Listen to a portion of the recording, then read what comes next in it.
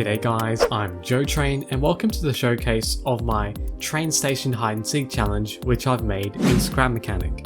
So I had the idea of making this some time ago when I'd watched the Multiplayer Mondays crew video playing on a hide and seek challenge in a mall created by Ecologic, and I really enjoyed their video and I was really inspired with what Ecologic had made, and I wanted to create one myself but put my own twist on it and have it set in a train station. And this video will basically be me doing a tour of the build, so without further ado, let's get straight into it. Okay, so here we are in the starting room, and believe it or not, it took me 4 months to finally complete the challenge, as I've actually started working on it not long after I watched Scrapman and Khan's videos on Ecologic's Mall Challenge, which was at the end of May, and it's now the beginning of October, so it did take quite a bit of time to get it done, but I'm glad I finally managed to finish it. So here we are in the starting room, and over on the wall here you will notice there's a timer, and this was actually the timer from Zerodoc's hide and seek challenge that he did. I've asked him if I could use his timer that he did for his hide and seek challenge in the bathroom, and he let me use the timer, and he also helped to rewire everything as well, because we had to disconnect it from his challenge and then attach it to my challenge. But yeah, it's basically, you've got your buttons here, which this one changed the minute, and then the tenths of a second, and then the second. So you can set the duration for what you want. I just have it on set to 2 as a default. Another thing about the timer is that in Khan's video, in the most recent hide and seek video, he mentioned that you couldn't really see the timer very well. And the reason for that is if you go to your settings, you have to make sure your bloom effect is turned on, because if you turn it off, the light there is completely dim, and so it does actually make a difference. So you turn it back on, everything lights up. So Khan, if you're watching this video, because you will inevitably be watching this video, make sure you turn your bloom effect on, so you can actually see the timer properly. And here we have the spud guns, and I noticed that in the Scrap Mechanic Multiplayer Mondays videos, they use the spud guns as our hints. So I decided to have the option there if you wanted to have spud guns. So there you go. And you may notice there's a bunch of ducks in the starting area here. And the reason for that is because not only is this a hide and seek map for the players, it's also a hide and seek map for ducks as well. So it's a duck hunt map, a 2-in-1. So another game mode for this is there's a bunch of ducks hidden around the map, and underneath them there's cardboard, and you have to destroy the cardboard, and basically that will light up one of the lights here underneath the clock. So I thought that was pretty cool, as having, like, if you don't have anyone to play with, then you can play that as like a single player thing, and that will activate the checkpoint as well as activating another thing as well. That's enough of the starting room. Let me press the button here, and then it does lag a bit. That'll open up the doors. And this is supposed to let the seekers hide, and obviously the hiders hide, and obviously the seeker would still be in there.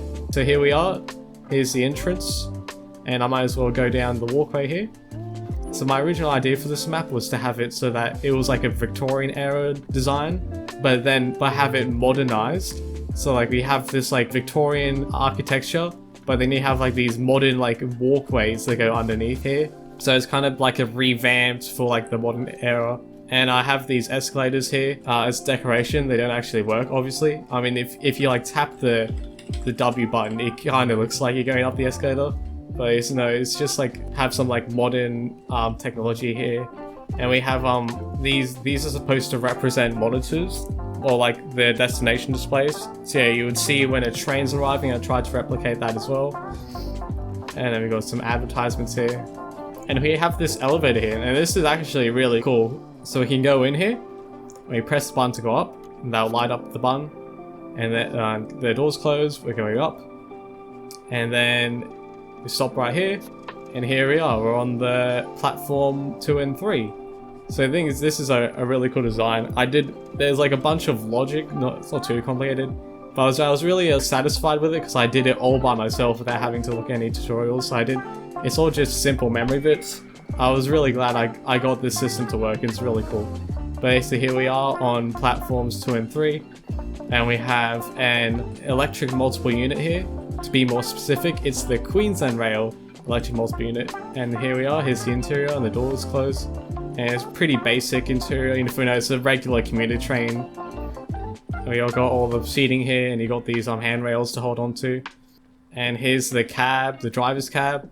I've actually welded all the trains down to try to save on lag because this map does get a bit laggy. And I've also, these doors, these don't actually work. Originally, they were just like the other doors, but the thing is that not on this train, but on the other train, the doors would glitch out, and you're not really supposed to go off that side of the train anyway, so I might as well just weld the doors shut. And I put like these fake piston designs there to make it look like it's like an actual piston. Anyways, so here we are on the cab. I have the glass there, that's just a bearing, and that's where you can see through it. So one is the horn. I mean, not particularly useful to press if you're trying to hide, but it's there.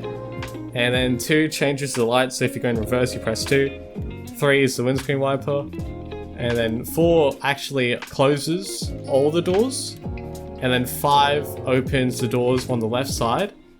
And then 6 would open the doors on the right side, but I've all welded them shut, so I'll probably just get rid of that. And then 7, if you look at the back there, notice that arm, or the proper name is the pantograph, that raises up and down. I mean, realistically, the lights should also be turning off if you do that, but, I just wanted to have, like, all the features there. Another feature in this cab, you may notice this big button here. You press that, and it basically takes the entire train to lock down. Like, if you're disabling the entire train, you press that. And notice, you can't actually open the doors in here. Like, all the lights are off, all the doors closed. So that you're like, hang on, wouldn't that be cheating? Because then the seeker wouldn't be able to get in. But one thing you may notice is that you have a hammer, and these windows are actually big enough for someone to fit through. So I'm hoping that the seeker, like if someone were to do that, the seeker, with their ingenuity, would be able to break in the train like that. So like, just like that, and they get in. So yeah, it's probably not very safe or legal to do in an actual like city commuter train, but it's a game, so it doesn't apply. So it's a post-apocalyptic game where like robots are overtaking the farms. Like what? Who's gonna complain about that? But anyways, so there's the first train. We'll go down the staircase here. And here we have the toilets, and we have the different allocated genders here. So we have the male toilets, and then the female toilets, and the disabled toilets in the middle. So we're in the male toilets here. And one cool design I did do with these, notice that on the other side here, it looks like a mirror that's reflecting the toilets on the other side. But no, it's actually just a separate room. So that would be the female toilets over there. And I have this closet here, or the cabinet. And I've also hooked that to open the door on the other side as well. So that opens that, and you just have a bunch of stuff in there, and you can try hiding that. And you have urinal in here. And I have this cardboard here. It's just, I have this cardboard here.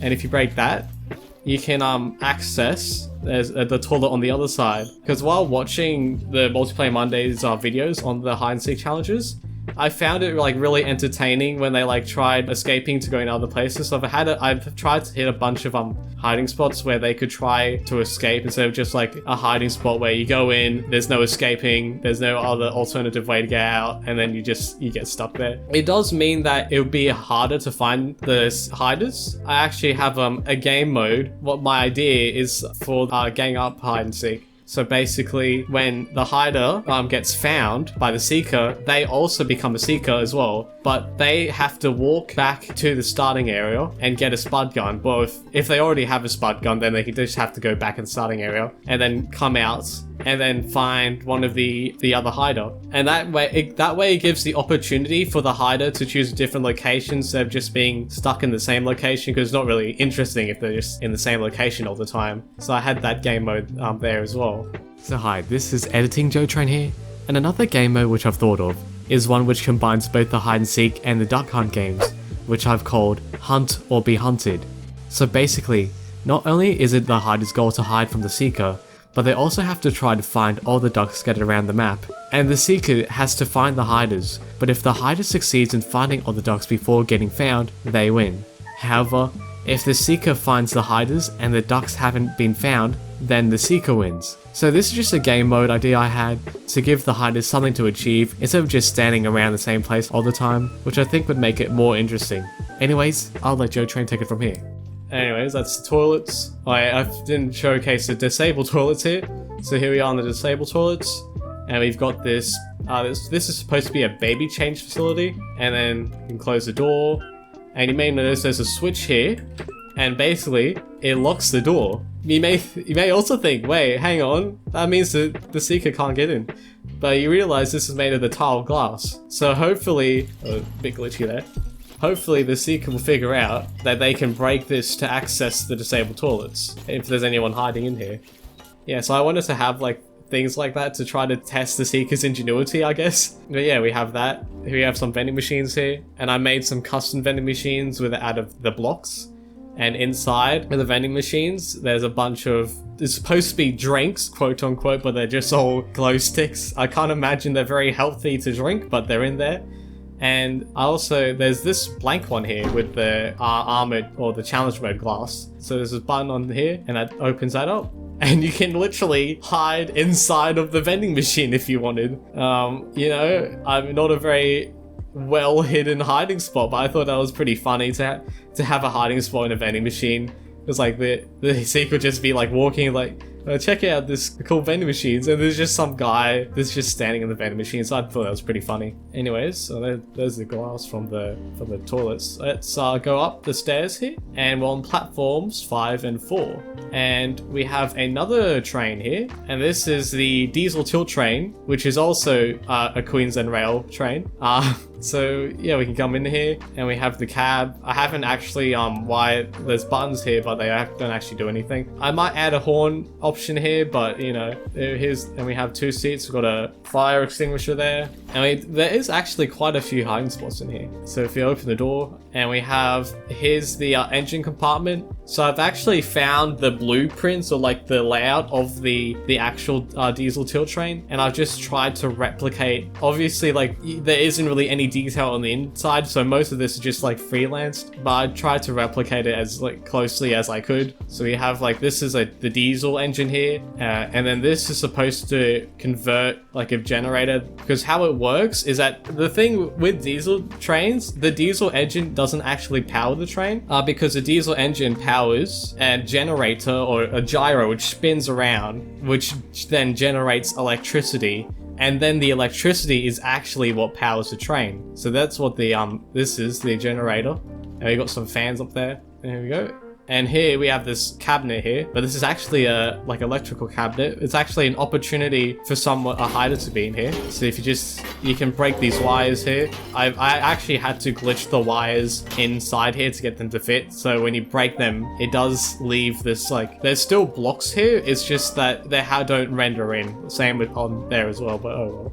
So a hider could try hiding in here, although there is an exit on both sides, but I really doubt you're going to be quick enough if a Seeker was to go through there and then come out there. Anyways, so here's the first carriage. This is the sleeper carriage, or the rail beds as they're called, and it's in a 1x2 configuration. And they actually fold down to become beds, and you have like a bunch of leg room there. So yeah, it's supposed to be a long distance train, so that's why you all have the seatings like this. And then you have on the top here, these are the luggage racks. They're like the airport style, where you like open them there, put them down, then you can put your luggage in there. Anyways, so here we have a more luggage space, so if you have even more luggage, you can just put it there. And we have a door here, and this is actually a toilet. So if you come in here, and you have to hop in the toilet to actually get in here. So here you have the toilet, you've got a little window there, you view the train outside, got a sink. This thing here is supposed to be a baby change facility, which would fold down, which is also in here. It's a bit tricky to get out, but you have to try hopping over the toilet to get out there, because it's a bit small for Scrap Mechanic, because you know the blocks in Scrap Mechanic are like quarter of a block is a meter, so they're a bit big. But this is the best I could do.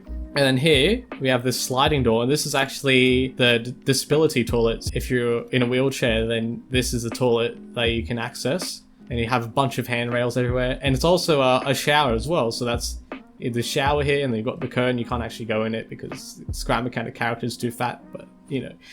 And we got the sink here, and then that's supposed to be a mirror, and there's a bin. We got another window as well. Alright, so here's the next carriage. And this is the lounge car, or the cafe. So we got a bunch of seating here with some tables. And we have, this is supposed to be a merchandise, like gifts you can buy. I'll put a picture of like what it looks like in real life. But we have in Scrap Mechanic, I just have a boot and a duck. That's the only gifts they have here. And we have some fridges here, so you can get some drinks. Although in the game, the drinks are paint, ammo, and glow sticks. I can't imagine they'll be very healthy, but they're there. And then here we have some chemicals and potatoes. The potatoes like the only normal food item in here. If you feel like drinking chemicals, there you go. Here we have the cafe, and we have the machine here. I forgot what it's called. You put your money in, and then, or the guy operating the counter, they'll take your money and they put it in, you buy your drinks. So here we are, and then back here, this is how you actually access the kitchen. And believe it or not, I've actually put 2 hiding spots in here. And over here we have some mugs under here, some toilet paper, it's paper roll, sinks, got oven, stove, all the necessities you need for making food. And I've actually managed to hide 2 hiding spots in here. Yeah, do be advised, I am going to spoil hiding spots if you couldn't tell already. But here we have a button here, and this opens up this door here, so you have to stand here, and here we are. Here's one of the hiding spots. Although this isn't a very good hiding spot, because the wall is only like 3 blocks wide, so I put the mirrors to make it so you can able to fit. And it does mean that you do stick out a bit, like your backpack does stick out a bit. So if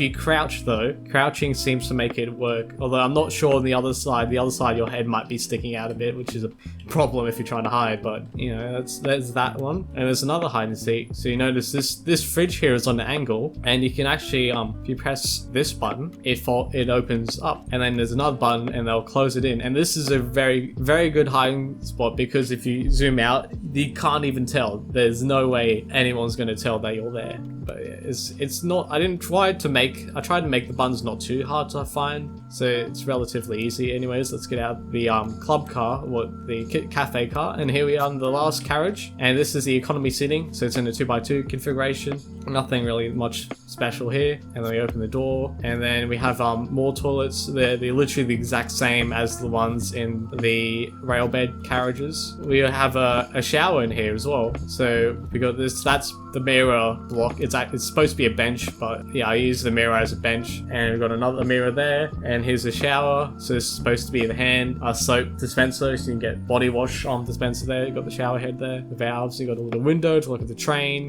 and then this is another toilet as well, literally the exact same.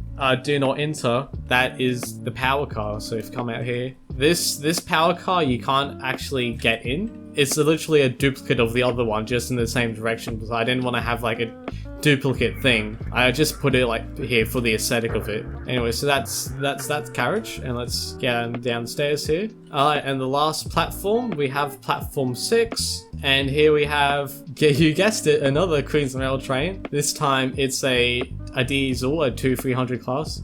You can guess which company trains I like to make. But yeah, here we go. Come in here. Here's the cab. We got fire extinguisher.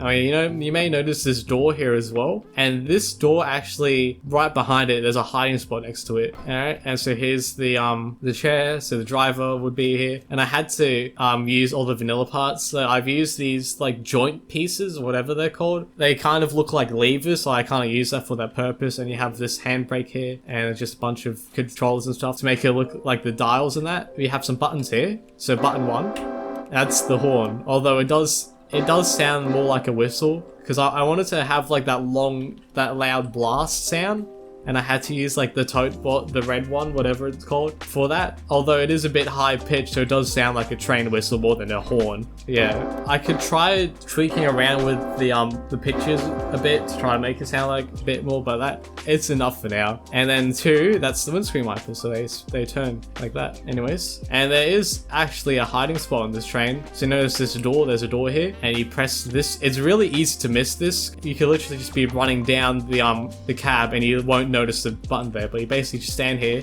and you press the button and you can press it again to close it. And here we are in the engine compartment, and yeah, here's a hiding spot. It's probably not very healthy to be hiding in a engine compartment of a train with like a locomotive, but here we are. And then this is the door you may notice on the other side, and then this opens the door, and this time will eventually close the door behind you as like a way to get out. So you can go in one way and then just come out the other, so the seeker, or like it'll be harder for the seeker to find you. And then here we have the carriages here, and we got the baggage car, and then so right here we got a box here, and this is actually a hiding spot. So we go into here, press the switch, and then that will close out that, and you literally have no idea that anyone is hiding in this spot because of that. So that was a pretty cool addition to put in there. And in the baggage we just have a bunch of random stuff. Some of them, like, we have some normal baggages, like some of them like paint, cardboard. Well, you have air conditioning units for some reason, boxes, well that's kind of normal. And the grass, yeah, there's grass in this. I don't know why someone would be taking grass with them on a train trip, but you know, we have that. We have a random hook, a recycling bin, very strange objects. And this is you may think, oh, this is like a really lame hiding spot because like you go in here and you're gonna be found. But if you close the door, you're basically completely sealed off. Like no one's gonna know you're here. I didn't want to make it too hard, so I made the box above it is actually destructible, which will reveal the hiding spot. But that was like a clever thing you could do, like just close the door and no one will know you're there. And so that's the baggage car. Then next car, this is the sleeper carriage. So if we go in here, there's a bunch of rooms in this, and we have these seats here, and you can sit in the seat. Although unfortunately, because I had to weld everything down to reduce lag, it does mean because it's glitched in, the camera is inside the seat, which is, you know, not the best camera position to be in, but it's got what you got to deal with, you know. And then we have that switch turns the lights on. We just close the door. All the rooms are the same. And one other thing about this as well is that I tried to do that mirror effect again with like the identical room on the other side. Although you can tell it's not a mirror, because if you look out the window, the reflection should be the same as the reflection on this side, even though it's different. So it does make the room a bit bigger than it is, and you can hear the glitching out there. Well, not the glitching out, but just like the sound effects. And then at the back here we have toilets, and we can close the door. So everything. Oh, I didn't fill that in. Okay, so that's something I can do after this video. So yeah, here was the toilet. So every carriage has a toilet on this. Oh, and here we have a shower as well, because this is also a long distance train. So you kind of need to take a shower in here. So you're going to be sleeping overnight. So that's why they have a shower in here. So let's go into the next carriage. Oh, here we are in the this is the dining car. So you have all these benches here. And you can actually sit in these as well, although it does put you into the ground, but you know. And we have these like flowers on here, which I glitch welded because for that extra detail. This map utilizes a lot of glitch welding, and we just go in the kitchen here, and this is pretty similar to the kitchen in the other train. I couldn't really get good references of what the actual kitchen looks like, so I just tried to design it what I thought a kitchen like in a train would look like. So you have the fridge here, cabinets, sinks, every oven, whatever, everything you need. There isn't really any hiding spots in here. Well, there is this spot here, which it's mostly just a way to get in without having to go the long way. Or let's say like if the seeker was there, you could be like sitting here and then hit that and then come out here, and then you can close that to get out. But it was just like other alternatives to get in here. Anyways, let's get into the next carriage. I think it's the last carriage of this train, and this is the economy seating. So here we are in the economy seating, and so we have another shower in here. It's identical to the shower in the other carriages here, so don't need to look at that. And then we have this cabinet here, and there's a bunch of boxes we can just break up, and this is supposed to be like a hiding spot, although it is a one-way hiding spot. And I have this switch here, and this is turns, if I get out here, it turns the light on and off. So there you go, lights off, lights on. So that's like if you're hiding in this spot, I wanted to give the hider something to do, so they could try taunting the hider, the seeker, if they get into carriage if they wanted to. But yeah, that's that. And here we are on the economy seating, all those, and I had to put this in a 1x2 configuration to give the chairs the detail like that. And then back here we have some of the toilets, and then that's the end of the carriage, the train. And I'll just get out here, And on the platforms, you may notice these construction zones. So I'm not actually completely finished with this challenge. Initially, I was gonna put like stores, because you know, as train stations, they have like stores on the side of the stations and like restaurants and that, and not just vending machines for the big stations. So I wanted to do that, have like stores lining the side of the platforms. Although I didn't have enough, you know, this project's already big enough as it is. Like, I don't want to, like, I just want to release it I don't want to keep working on it. But so that's an idea I have. So I put the construction zones here as an indicator that I'm going to continue working on this. So anyway, so here we are. And you notice there's a door here. And this door actually leads to this room. We turn the switch on, which turns the lights on like that. And in the room, there's a miniature model of the station. I actually originally wanted to put this in the starting room, but I couldn't actually get it to fit, so I decided to make it like an Easter egg kind of thing. So if you press the switch here, it opens up, and yeah, it's just like a little miniature model of the train station. So there you go, if you want to overview, and the lamps and the benches, and then you have the elevators there. So I thought that this was like a pretty cool. I didn't want to leave this out, of course, so I decided to have its own dedicated room, and then lights slowly turn off. So yeah. So if you're paying attention, you may notice, well, there's these like random trains here behind these walls. And this actually goes into the whole duck hunt thing. So if you find all the ducks, obviously I'm not going to showcase where they are, but if you find all the ducks, the wall actually lifts up. And hang on, let me do this right now. Alright, so once you've found all of the ducks, the door, the wall here will open up, and you may notice these trains will light up as well. And this is like just an extra reward I wanted to give to the players. Like, I didn't just want to yeet them back like to the start. I wanted to actually give them a reward for finding all the ducks. And then these trains actually, you can actually drive these. So if you get in, you can drive them on the platforms, and you may notice that they have explosives on the front of them. It's basically made it so that you can smash the train with the other train on down the line there. So yeah, it's not too bad, it's a bit bouncy, but anyways, here we go.